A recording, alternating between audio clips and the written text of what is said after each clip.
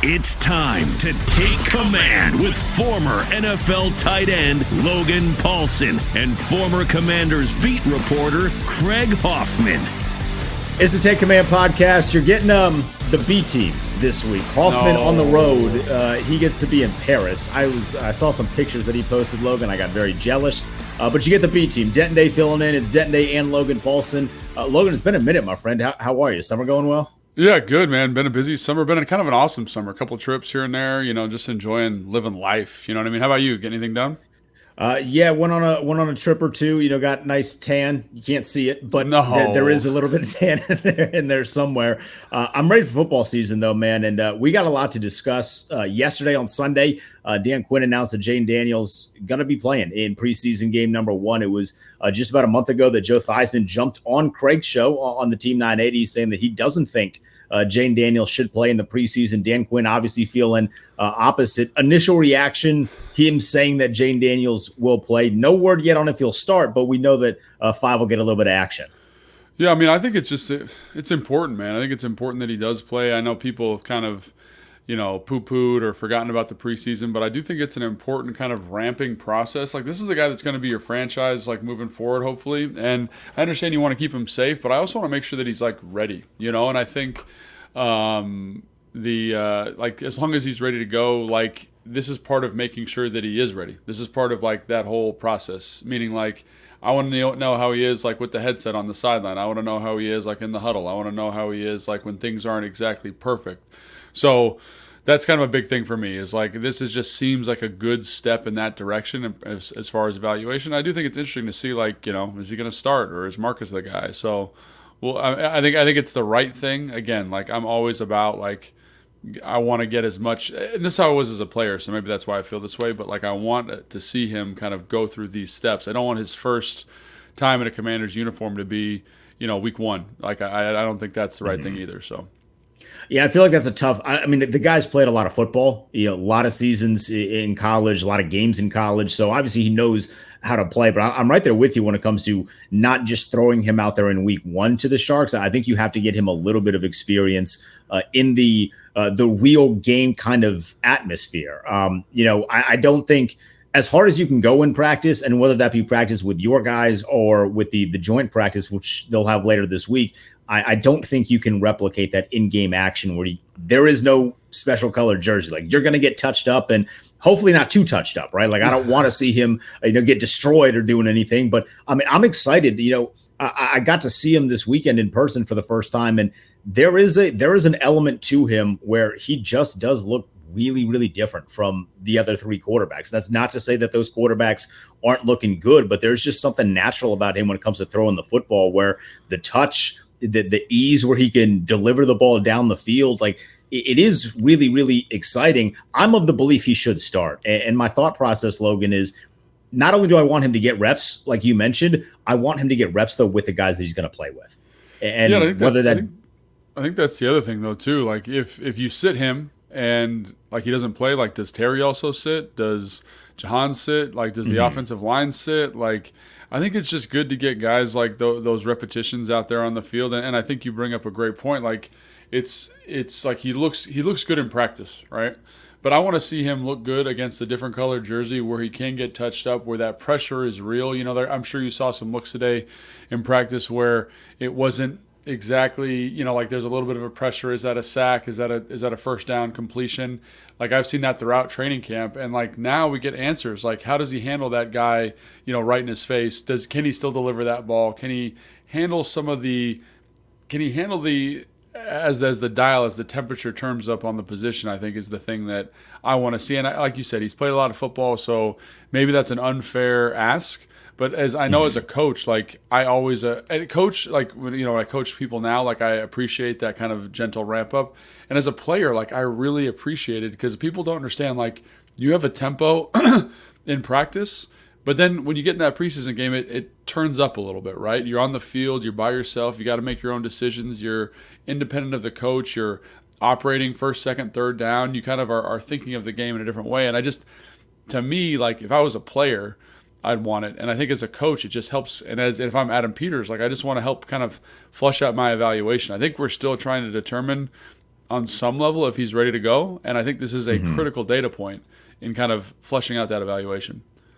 When you hear Dan Quinn say that he's going to play, are you more excited to see what he can do throwing the football against the opposition, or are you more excited to see if a play breaks down in the preseason? And like, I'm not expecting them to go crazy with some of their play calling, but if a play breaks down in the preseason, to see what his speed looks like at this level. We saw it in college, and he was leaving people in the dust in the SEC. But are you more excited about the running element in the preseason, or more about the passing element? I think it's probably the passing element, because I think if you want to be a top 5 player at the position, you got to throw the football. And I'm not saying he's there yet or he's ever going to get there, but I think you want to see those foundational elements of how he delivers the football, how he layers throws, and you've seen some of that stuff in practice. So I guess maybe what I really want to see is I want the nation to see what he's looked like in practice, right? A guy that looks very accomplished, really. And I think, obviously, like, I want to see how he stacks up against an NFL defense from a speed standpoint, but I think the priority for me in terms of my evaluation is how is he as a passer. I think when you look at, like, Anthony Richardson from last year, like, everyone went, oh, he's the third quarterback in that class. He's going to take some time to develop, and he comes out and starts throwing the football versus NFL defenses, and you're like, holy cow, this guy is a much better player from the pocket than we thought, and it gives that offense a totally different ceiling and a totally different outlook. And I think Jayden in this offense, if he throws the football the way that we've seen him throw it in practice, the same thing applies to the Washington Commanders. Yeah, my hope is that we are sitting here on either Sunday or Monday, or even when the game is still going on and we're at the point where he is no longer playing, and the fan base is collectively losing its mind about a throw, right? It doesn't have to be like a series of throws, but it just needs to be, because I don't know how much he's going to play, but if he goes, 10 plays, let's just say 10 plays, 2 series, something along those lines, and he just delivers one of these throws that we've seen on social media in practice, where it's touch in the corner and somebody gets his feet down. I mean, I was standing right in front of the pylon on Sunday, and he delivers this beautiful pass to Jahan Dotson where only he can get it. It's right along the sideline. He tiptoes in there, and I want the fan base to be freaking out. Now, I recognize that we don't really care what happens in the preseason.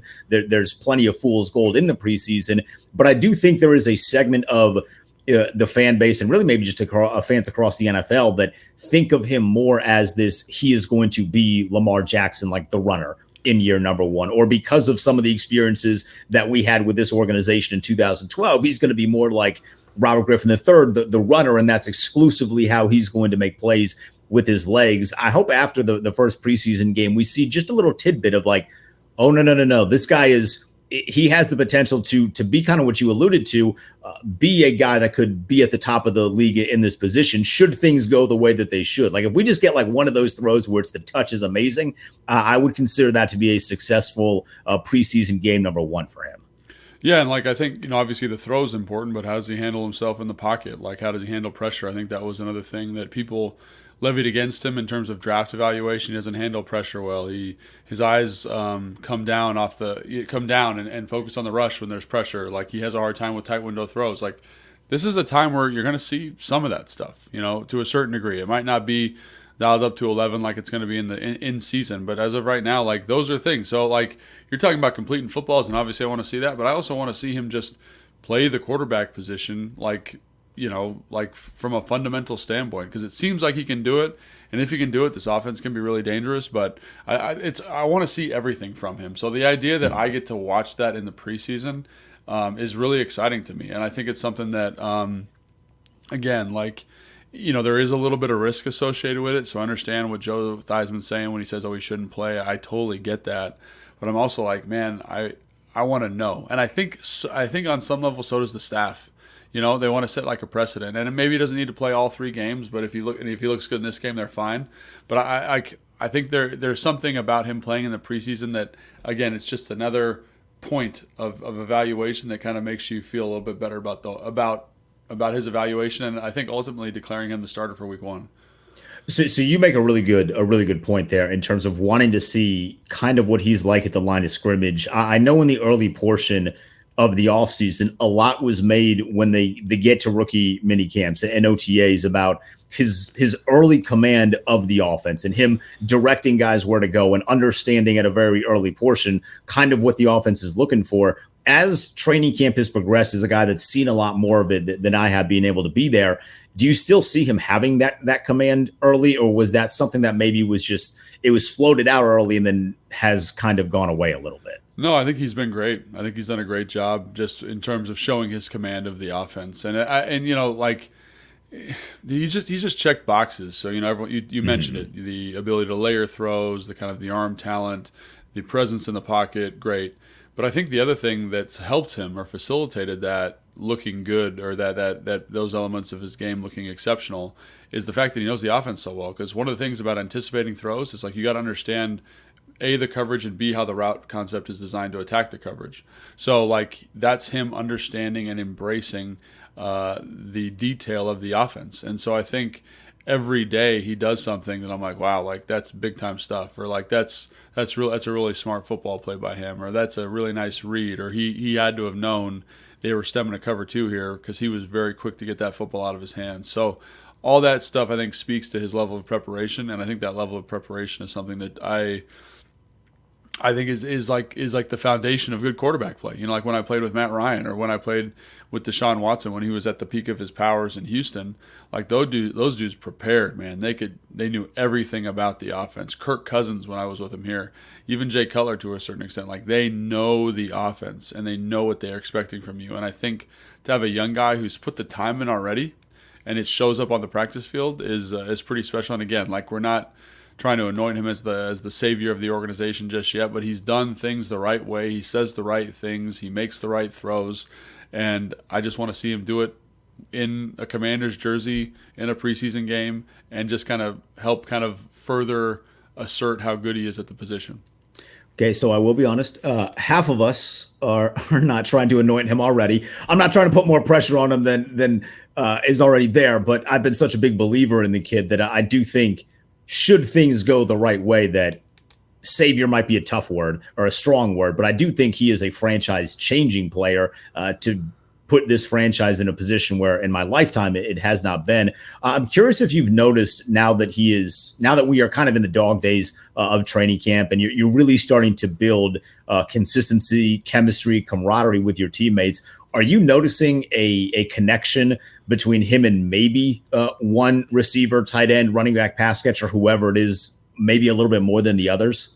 Well, I feel like he's got, and maybe this is just because I watched the position a little bit more closely, I feel like he's got a really good connection with Zach. I think they just seem to be on the same page when it comes to running routes. And, you know, quite frankly, Terry, there's been periods where, you know, they can really lean on each other, and he's throwing with good anticipation. But those are two guys that kind of stick out, and they should stick out. You know, they're two of the better players on the offense. But I think the thing, again, that's been impressive is he does seem to have a good feel. Like, I don't want to say with every player, but like when he's in, like, everything's available. He's gonna read the concept out. He's gonna deliver the ball. Like, he had a beautiful comeback throw. I want to say it was 2 practices ago to, like, OZ. You know, and OZ's a guy that doesn't get a lot of burn, but, like, it was a really nice understanding of how he's going to route, the timing of the throw, and that's just a task, and, like, understanding the guy you're throwing the football to. So while there are certain guys that stick out, like I said, Zach and Terry, I think there's never been a time where I'm like, oh, he's not on the same – like Bryson Tremaine. He was working with Bryson Tremaine during minicamp and OTAs, and Bryson and him were consistently on the same page on, like, timing stuff, like slants and tight ends and, you know, corner routes, taking good angles. So I think it also speaks to just how he throws the football. He throws the football with great patience and the ball velocity makes it very catchable, and I think it's also very forgiving as a receiver. So I know that's kind of a long way around it, but he does seem to just have a nice feel for the people he's throwing the football to.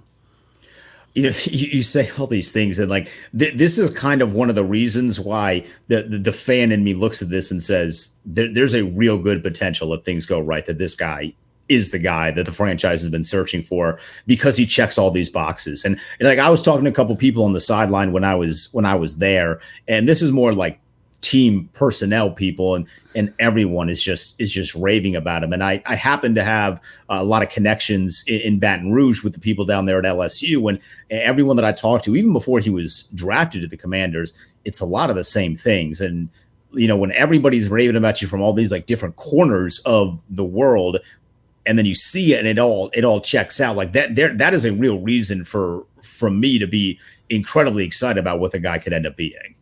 Oh, 1,000%. I think that's the thing. It's like you don't want to get too excited, but like at every step of the evaluation process, he's just done it the right way. And like I say this, said this a couple times, like because Craig says it all the time. Like he just seems to like he's been given a test and he aces the test, and then it's like the next step comes. Like looks good in rookie minicamp, looks good in team OTAs, he looks good in the team minicamp, he looks good in training camp, and there is a natural escalation there. But he just seems to just like kind of meet the escalation, and I think that's all you can ask for. And so I guess what I'm hoping for with this preseason thing is that he meets it like the way he's met everything else, and he just affirms this belief in him and this commentary about him just in general. So I think that's another reason why I'm so excited for the preseason. It's like, can he continue to rise? Because if he continues to rise, then I would have a pretty strong assumption that he's going to rise through the season as well, which is great. And again, he's going to have his bumps, but that's the type of stuff you want to see from the guy you take second overall. So we'll see Jayden Daniels playing on Saturday. Dan Quinn said it on Sunday. He will play. I was at practice on Sunday, Logan, and there was something that I saw that made my stomach drop a little bit. We'll dive into that when we get back. He's Logan Paulsen. I'm Denton. It's Take Command Podcast.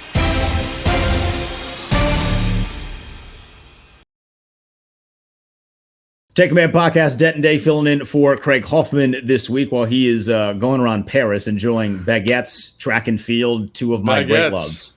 I mean, have you had a Paris croissant, as they call it over there? We call it croissants here in the States. Croissant, whatever it is. I haven't been to Paris, but hopefully soon. I've never been there either, so I'm very jealous of Craig. But I was at practice on Sunday, Logan, and it was the first practice that I've been to this year. I got out to one last year. Unfortunately, just with the schedule, I can't be out to a ton of them. But I was watching the 11-on-11 drills, and we saw Jayden Daniels getting a lot of the reps with the ones, which was very, very exciting. But in some of the reps with the ones, there were a lot of design runs for Jayden Daniels, and a lot of those design runs were in the interior. And I have to be honest, that made me a little nervous. And then we saw Marcus Mariota jump in there, and there were also design runs in the interior, which leads me to believe this is not just a Jayden Daniels thing. This is going to be part of the offense. I'm going to need you as a guy that's been around. Talk me off the ledge a little bit here, because when I think of what Jayden Daniels can be really successful at, it's maybe some runs to the outside, throwing the ball down the field. The runs on the inside right into the belly of the beast where there's a lot of contact, those things scare me a little bit. Yeah, I think that's something that we got to kind of keep an eye on. I think, they're kind of installing like your traditional, your classic quarterback runs, and we can't talk too much about the scheme of it. But I do think that like when you look at stuff that Brian Johnson did when he was in Philly, you see some crossover there. You look at some of the stuff that quarterback run stuff from Buffalo, you see some crossover there. You see some stuff from Cliff when he was in Arizona with Kyler. Like there's a lot of that kind of interior stuff. And again, I think what I would assume is that they're just trying to figure out what works best for them. Because like when you watch him as a runner, he does have a pretty good feel. He's a little different than Robert in that way. I know he draws the Robert Griffin comparison quite a bit, but they're different stylistically in terms of their running style and their running perspective. So I think what I would assume they're doing is just trying to figure out what gives them the best opportunity to be successful. Because some of those like quarterback runs where you're pulling people, like they call it a GT or whatever, which everybody runs, every college team runs it. Those are interior runs, but because of the blocking surface and how the defense potentially could fit that, it could turn into an outside run. So I think right now there's a lot of stuff that, it's like, oh, you don't want him doing that a ton. He's not this big guy. He's not Jayden Daniels. He's not Hurts from Philadelphia. Like he's a different stylistic player. He's not, what's his name up in Buffalo? Josh Allen. He's not like Josh Cam Allen. When he was in Carolina. Yeah, they're different, but I do think there are benefits to sprinkling that in. Like, because you show it 1 week, and maybe you don't run it again for 3 weeks, but now the defense has to prep that. They have to prep their fits versus a running quarterback and work the run scheme and make sure that we're gap sound and make sure that even though we're a gap short, we can still be +1 in the pass game, which everybody wants to do. So I think even if you run it one time, there are advantages to it. And so, and again, I don't know that that's who they want that's what they want his identity as a runner to be in this offense. I think you're just trying to see what works with the offensive line, see what works with the personnel, and ultimately see what you can kind of get to. So because I had the same thought. They had a couple quarterback runs a couple days ago, and you're like, oh, Like, why isn't this more like traditional zone read or traditional, which there are elements of some of the stuff they're doing in there. So I don't want to say like they're only in like this power downhill quarterback run stuff. To me, it's just like, what is he good at? What are we good at? What can we kind of major in? What can be a minor kind of change-up type run? And I think that's all stuff that we're going to see over the next couple of weeks. So you mentioned something interesting there in the idea of seeing it 1 week, then maybe holding it for 3 to 4 weeks and sprinkling it back into the offense. What is your level of trust in Cliff Kingsbury doing that? Because I remember, we'll take you back 2 years ago, you and I working on the Team 980 doing an in-game show, and we're watching week 1 against Jacksonville with Scott Turner calling the plays, and he's doing a bunch of this dynamic stuff and things that in this city we haven't seen. And then we never see that again. It's just never utilized after the first half of that game. Do you trust Cliff Kingsbury to be better about kind of the balancing and the managing of making sure that things aren't forgotten when they have success?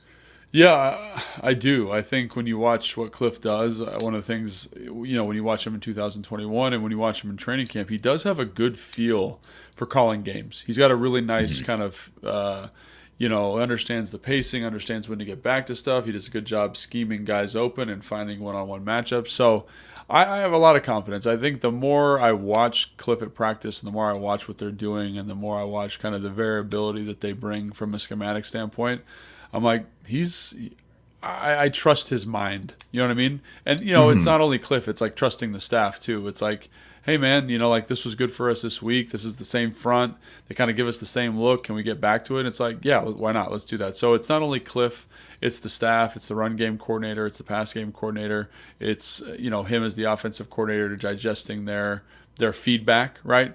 And kind of saying this is what we need to get to. So understanding what the staff looks like, understanding the intelligence and the strengths of the staff, and then kind of parlaying that into how does that maximize me as a play caller, I think is all important stuff for Cliff to kind of keep in mind. But to your point, I do think I trust Cliff so far. And again, I'm going to give him the benefit of the doubt. But the reason I'm doing that is because what I've seen in camp is just like it's good high-level football schematics. And I think that's something that informs a football mind and a football perspective that I would assume would allow him to kind of keep some of that stuff on deck when he needs it. Are you comfortable with the idea of a rookie quarterback and potentially a rookie left tackle? Coleman's been lining up there more and more frequently. It seems like getting a lot of reps at the left tackle spot. Are you comfortable with a rookie pairing in that regard?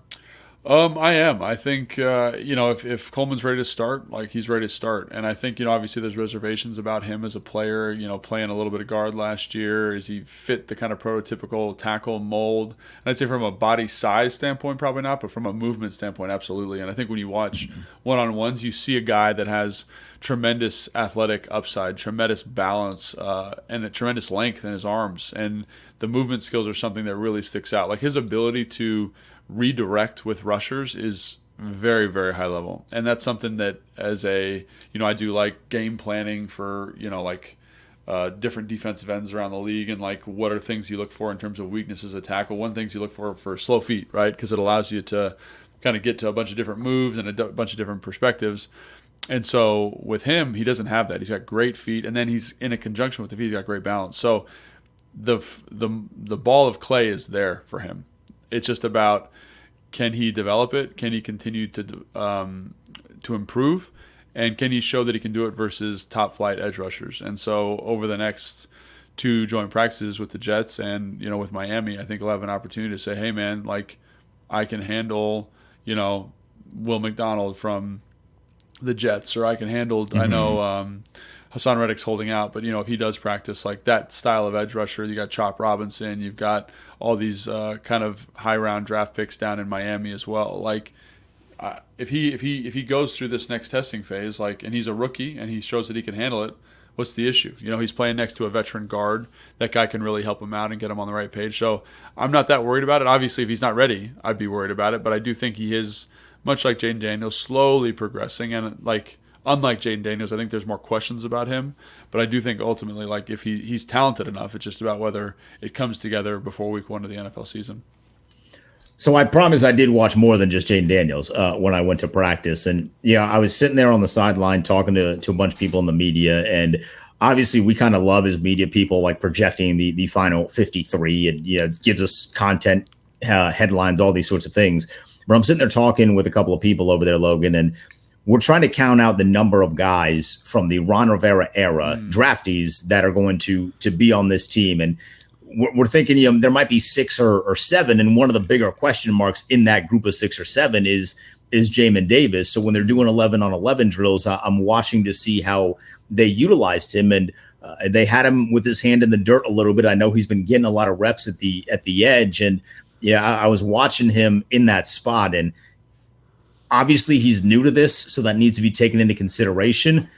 There's not a huge comfort level, it looks like, when it comes to him with his hand in the dirt.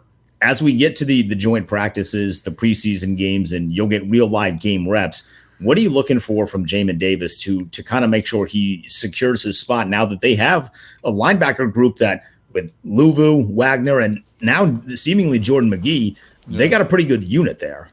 They have a great unit, and I think it's very telling to me that he has not got any reps with that group. A guy that has been, like, traditionally in his career a reps-based guy in terms of production. Like Ron always used to say, he needs reps, he needs time on task.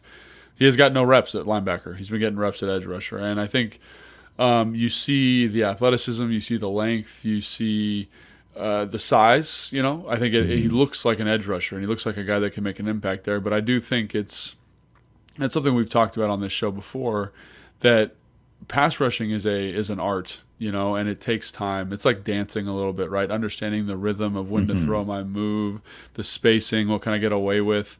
And that, when you watch elite edge rushers, your Nick Bosa's, your Max Crosby's, your Myles Garrett's, like, they have this great feel for that. And that takes time to cultivate. And even, kind of average edge rushers have a good feel for it. And I think the one thing about Jamin that is interesting is that he doesn't have that feel yet. And so, much like we were talking about with Brandon Coleman, like, if the light comes on for him, it's going to be really dangerous. And I think the one thing is, with Coleman, you see the bulbs start to glow a little bit, which is exciting.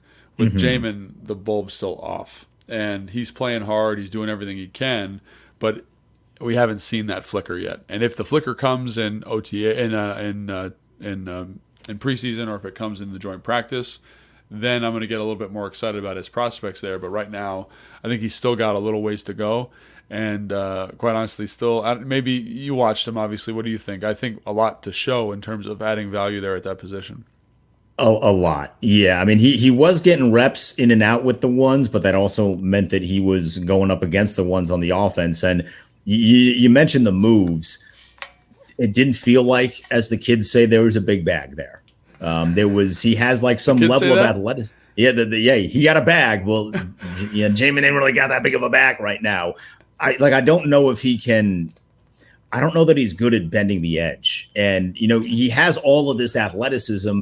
And I feel like being able to kind of bend the edge a little bit is something that, if you want to be a legitimate pass rush in this league, like that, if you're creating a bag, that's the first thing on the checklist there. So, I mean, I don't know if that's one of those things where you can teach him that in a short span of time. And then you get into this tough spot where, do we want to keep a guy who is an athletic freak? And he certainly is that. No one's going to say this dude's not athletic, but do we want to keep a guy that we have to kind of string along teaching as we go throughout the course of the season? Or do we want guys that have already not mastered these kinds of techniques, but are way more comfortable with these kinds of techniques? Yeah, I think that's a perfect way to articulate it, right? You've got guys on the roster who can do it. And I think the one thing about Jamin that I would say in terms of role, and maybe they get to this point, I will say this staff is much more aware generally of people at open practices.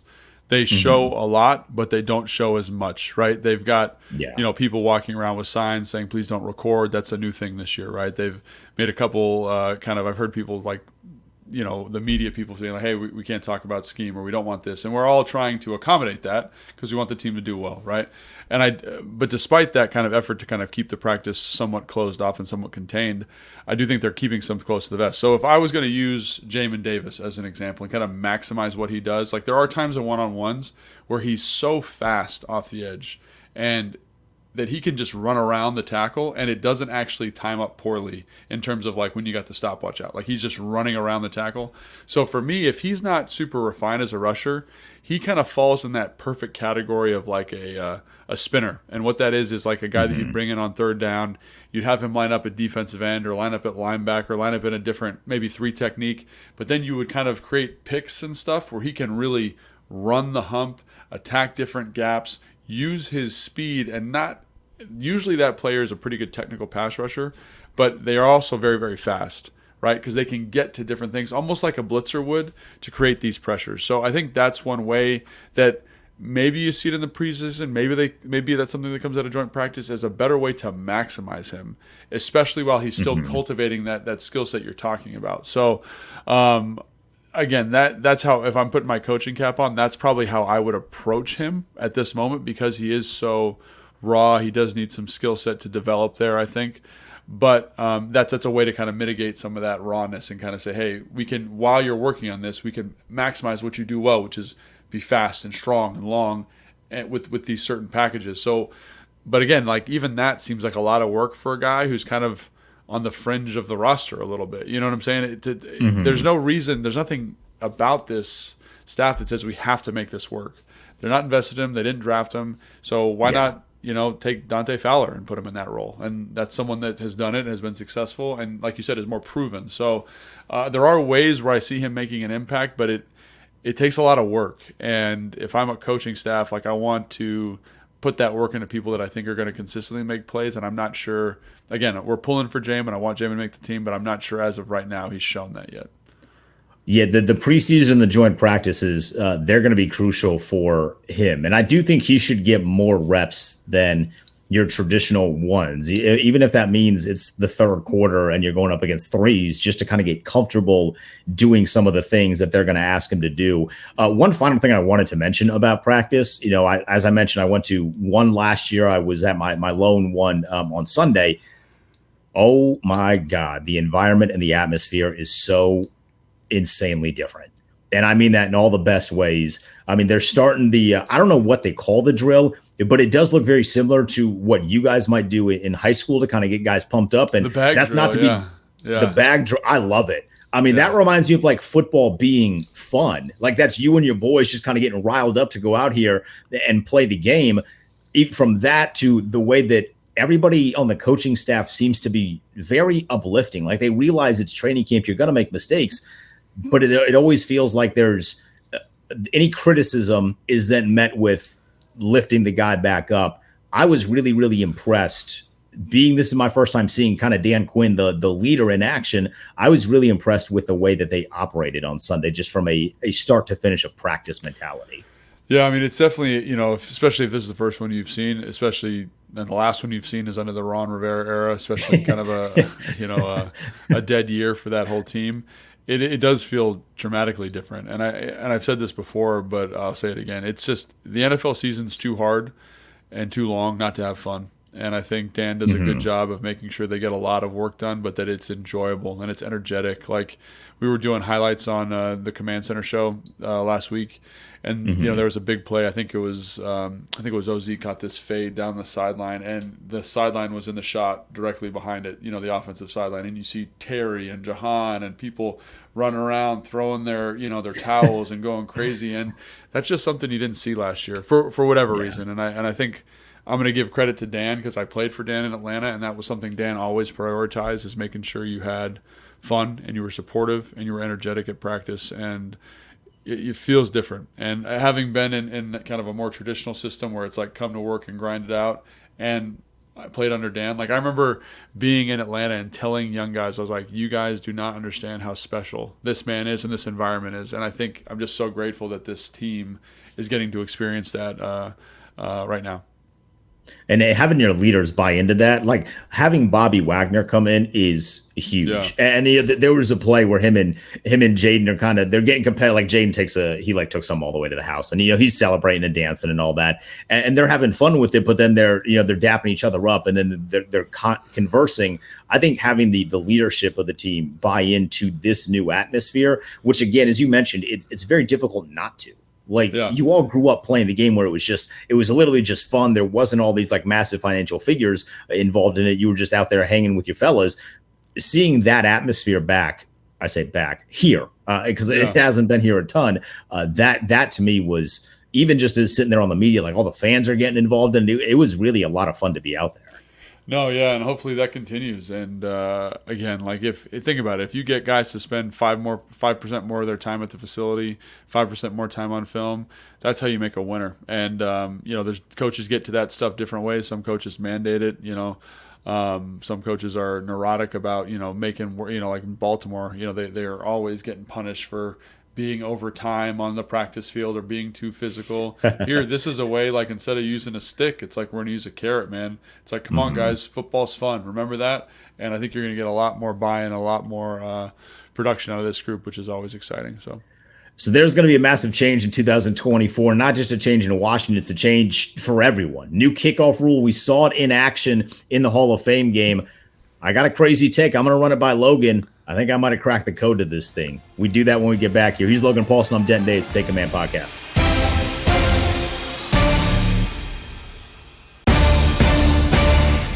Take Command Podcast. He's Logan Paulsen. I'm Denton Day, sitting in for Craig Hoffman this week. Logan, I watched the Hall of Fame game a little bit, and I say a little bit because I didn't really care about the offense and the defense. I wanted to see this new kickoff rule. You and I haven't spoken since this became a thing in the NFL. Your boy's big time in on this new kickoff rule. Yeah, I saw it once in the XFL, and I was like, hold on a second. They might have done something. After watching in the Hall of Fame game, I'm even more pumped. And I think if you are a smart coach, you can really make a difference in whether you're a 7-win team or potentially 8, 9, 10-win team with just a couple of plays. Your first thoughts of seeing it in action. It's different at the NFL, right? Like, all love to the XFL and the UFL. It's different when you have NFL players doing it. What did you see in the Hall of Fame game from it? Yeah, I mean, I think the thing is that I've seen in practice with the Commanders and in the Hall of Fame game is how hard those frontline blocks are. It used to be because you had more time, you could get really far back there, set up, and those blocks are hard anyway. But now they feel like they're even harder because those guys, the coverage team closes the different distance so quickly. And the relationship between the return team, that front line kind of in that setup zone, and the returner is so far that the coverage team really can go both ways. And you talked about how in the XFL it felt different. You don't have the athletes that they do in the NFL. Even these guys who are kind of third string, fourth string guys, like, they're just different. They're cut different. And so I just was like, this is going to be really hard. And you need to be really creative to kind of maximize that group up front because, again, that's the hardest part. And, again, it's the violence, the aggression that you get from it. But that's the thing. I was like, man, this in the XFL, it was almost like 1-for-1. It was almost easy for them to get those blocks in the front. And then now it's like, oh, my gosh, like, that's something that they're going to have to really troubleshoot and figure out the best way to get that done. Because if you can find an advantage there, which I do think there are advantages to be had, you could really maximize that group. So the first takeaway that I came away with after watching the Hall of Fame game, a lot of the things that you just mentioned, but because a lot of those things that you just mentioned, if you're on the return unit, you have to limit the amount, I think, of defensive backs because they're just not natural blockers in the way that you're going to need in this kind of setup. So, I mean, honestly, if I was a special teams coach and this was 2012, I would put you out there. Because I think you'd be really good in a position to where you're athletic, you can move, but you're not afraid to put a hat on a hat and really seal something off. One of the things that I think is going to be so interesting if you can come up with designs to just create a sliver of space for a guy, there really isn't a lot of second line defense. So, like, once you break through that initial line, effectively it's going to be you versus the kicker. And one of the things that I was kind of fooling around with as I was, driving to and from stations and coming into this podcast, you're going to need tight ends. You're going to need, I don't know if fullbacks really exist in the NFL, but a stockier running back, some wide receivers. But am I crazy for thinking if you have a really athletic tackle or guard, it might be beneficial to put them on there if they can quickly get to a hat, create an edge there, and maybe take on two guys at a time there?